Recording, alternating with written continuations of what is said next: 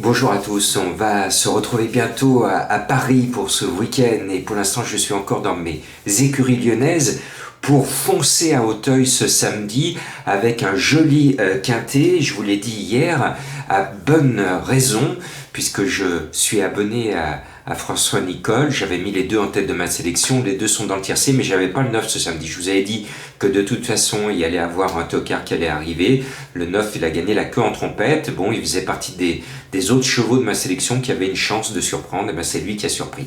Voilà, c'est comme ça les courses. Mais en tout cas, mes deux bases sont dans le tiercé, c'est le minimum que je pouvais faire.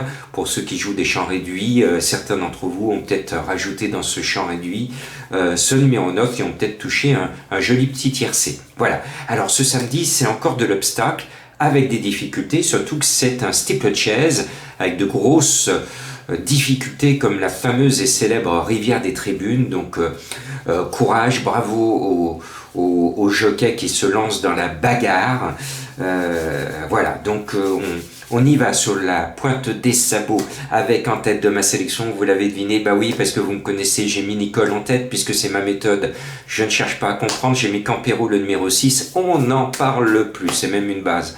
C'est un cheval qui n'a pas encore tout donné, son entraîneur classique le fait vieillir, c'est pour ça qu'il le court très très peu. Après une course de rentrée, je pense que comme c'est un cheval de qualité, il devrait pouvoir se montrer redoutable à tel point qu'il pourrait gagner, même si à la gagne ce n'est pas un coup sûr.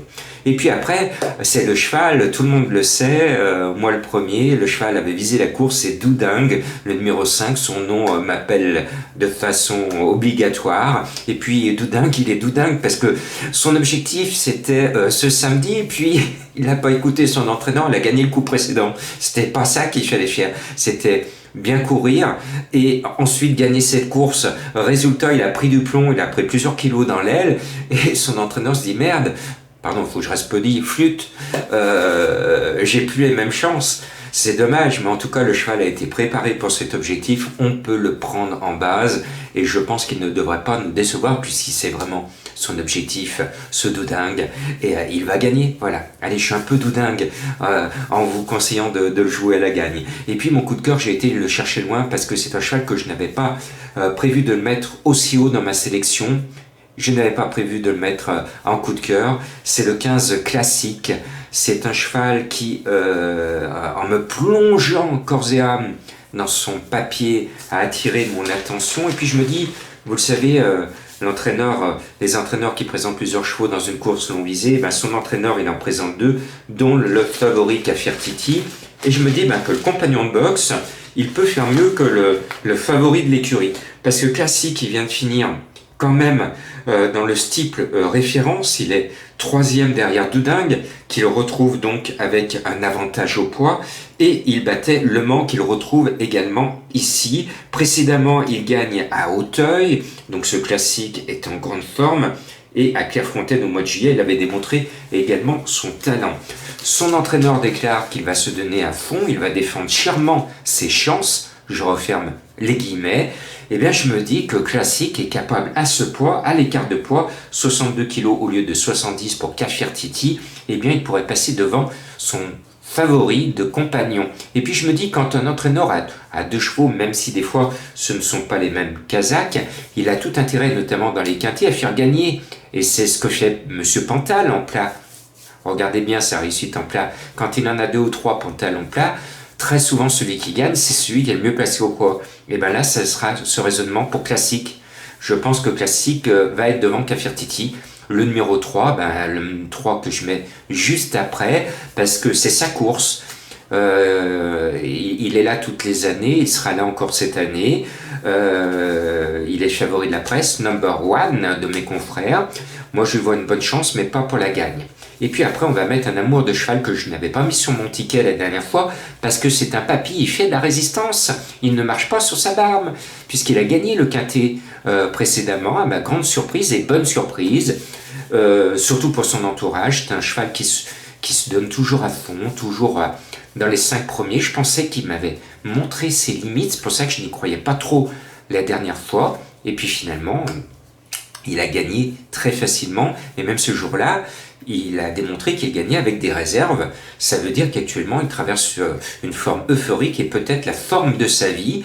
Et il mérite qu'on le glisse dans notre sélection. C'est même la deuxième base. Alors, Vic Royal, c'est la deuxième base, mais plus dans le quintet que dans le tiercé. Voilà, puisqu'il a pris du plomb.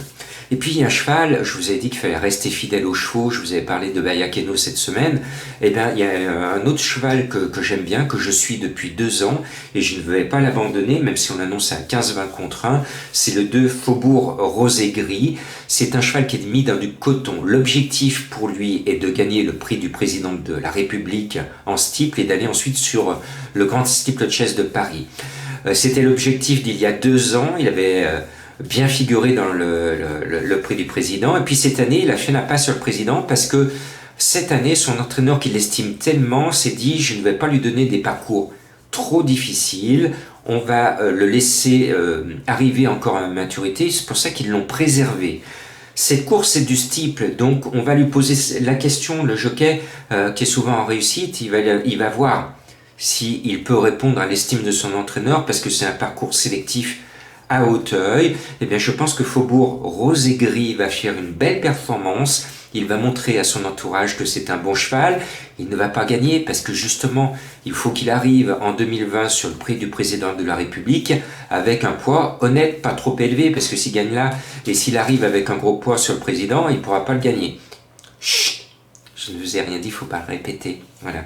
Mais glissez-le sur vos tickets de quintet, je pense qu'il sera dans les 5. Peut-être pas forcément dans les 3, mais en tout cas dans les 5. Et puis, ma grande trouvaille qui a 31 contre 1. J'ai hésité, puis je me suis dit, je ne l'avais pas mis, et puis ce cheval, il m'appelait, et je me suis dit, oh là là, Jean-Marc, il faut que tu le mettes, parce qu'après, tu vas t'en mordre les sabots tout le week-end. Eh bien, c'est Matt Maker. Ses dernières performances sont pas à Auteuil, c'est ce qui m'inquiète un peu. Il vient de gagner à Nantes, et Nantes, ce n'est pas Auteuil. Il a bien figuré à Dieppe, mais Dieppe, ce n'est pas Auteuil.